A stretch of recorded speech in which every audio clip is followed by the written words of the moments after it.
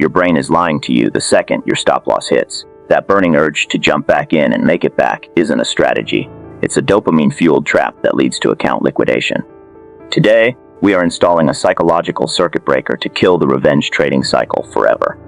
There is a moment known to every trader who has sat before a moving chart when the mind turns against him completely.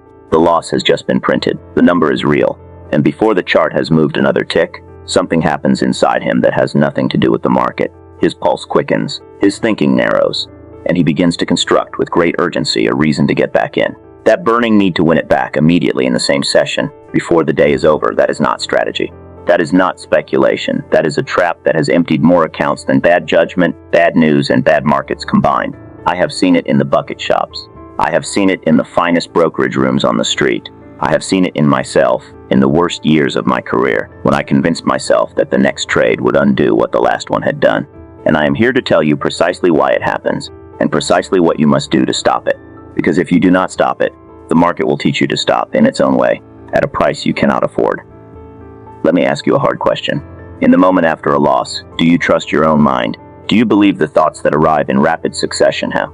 The arguments for why the next trade will work, the revised read on where prices are headed, the quiet assurance that this time you have the chart right.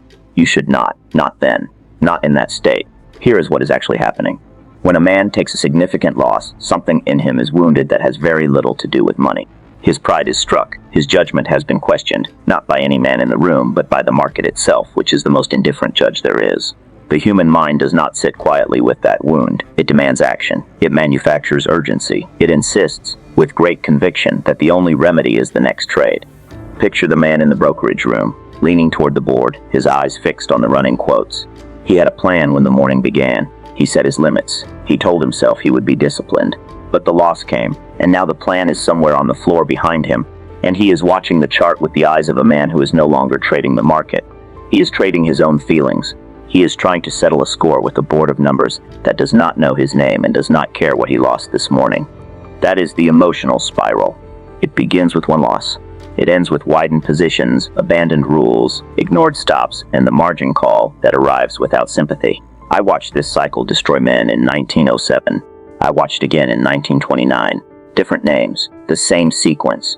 This is exactly where professionals and amateurs part ways. The professional has installed what I call a psychological circuit breaker. The amateur has not, and so he keeps feeding the machine that is taking his capital. A circuit breaker, in the mechanical sense, is a device that interrupts the flow of current when the load becomes dangerous. It does not ask whether the current wishes to continue. It does not negotiate. It simply breaks the connection before the damage becomes irreversible. You need one of those inside your own mind. Just as the exchanges in times of great panic have halted trading to prevent catastrophe, you must have a rule, fixed and unalterable, that halts your own trading when certain conditions are met. This is not weakness. This is engineering. The rule must be mechanical because you cannot trust your own judgment in the moments when it is most needed.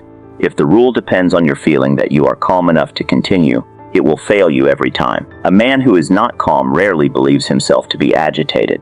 That is the nature of the affliction. The circuit breaker must have three parts. First, a trigger, a fixed loss, a percentage of your capital, or a number of consecutive losing trades that, when reached, automatically ends your trading for the session. Not negotiated, not reconsidered. Reached and done. Second, an immediate action. When the trigger is met, you step away from the chart. You place no further orders. You do not watch the board. You remove yourself from the machinery of the market entirely. Third, a delay. You do not return until a fixed period of time has passed. Not when you feel ready. Not when the chart looks promising again, after the time has elapsed, and not 1 minute sooner. I will give you the practical rules now. Hear them plainly. Rule 1. Decide today, before the next session begins, the exact loss at which you will stop. Not an estimate, an exact number. Write it down.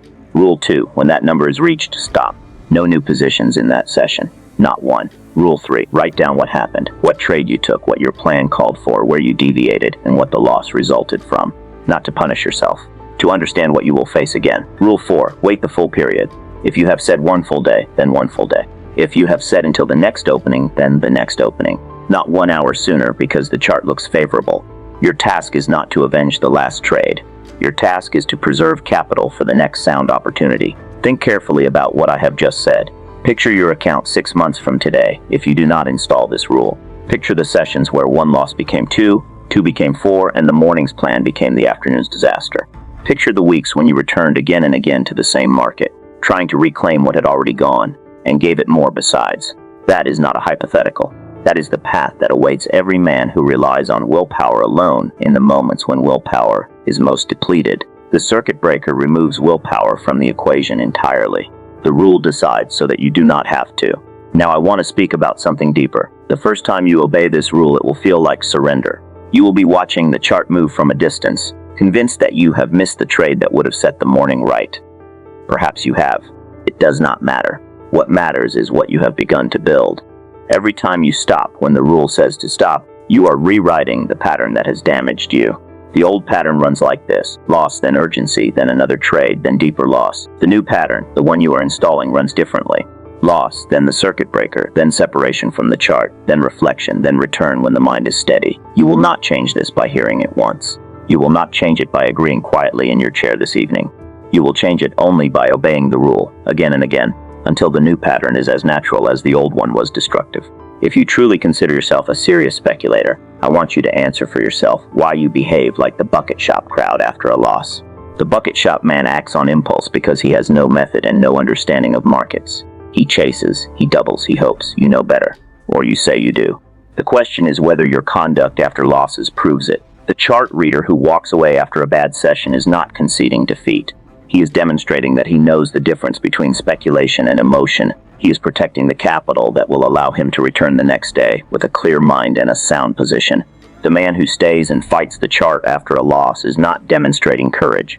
He is demonstrating that he has surrendered control of the one instrument he needs most, his own judgment. No man can respect himself if he allows his worst impulses to manage his capital. Not in this business. The market does not forgive self-indulgence. The chart is not moved by your need to be right. Here is what I want you to do today before the next session begins. Sit down. Write your exact loss trigger. Write the action you will take the moment that trigger is reached. Write the number of hours you will wait before you return to the chart. Then place that paper where your eye falls when you are in the heat of trading, beside the board, on the wall above the wire, wherever you cannot miss it. And the next time the trigger is met, honor the rule, not because the market demands it, because your career demands it, because the version of yourself that survives this business and prospers in it demands it. There is no shame in walking away from a bad day. The only shame is in handing your fortune to your own temper. The only loss that cannot be recovered from is the one that leaves you without capital, without composure, and without the discipline to return as a professional. So I ask you simply, and I want you to sit with the question tonight and again tomorrow morning before the opening.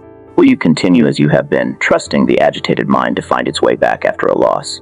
Or will you return to the chart as a man who has decided in advance what he will do when the emotion arrives, and who no longer needs to negotiate with himself in the worst moments? The circuit breaker is a simple thing to describe. The discipline to build it and to honor it when the loss is fresh and the temptation is loudest is not simple at all.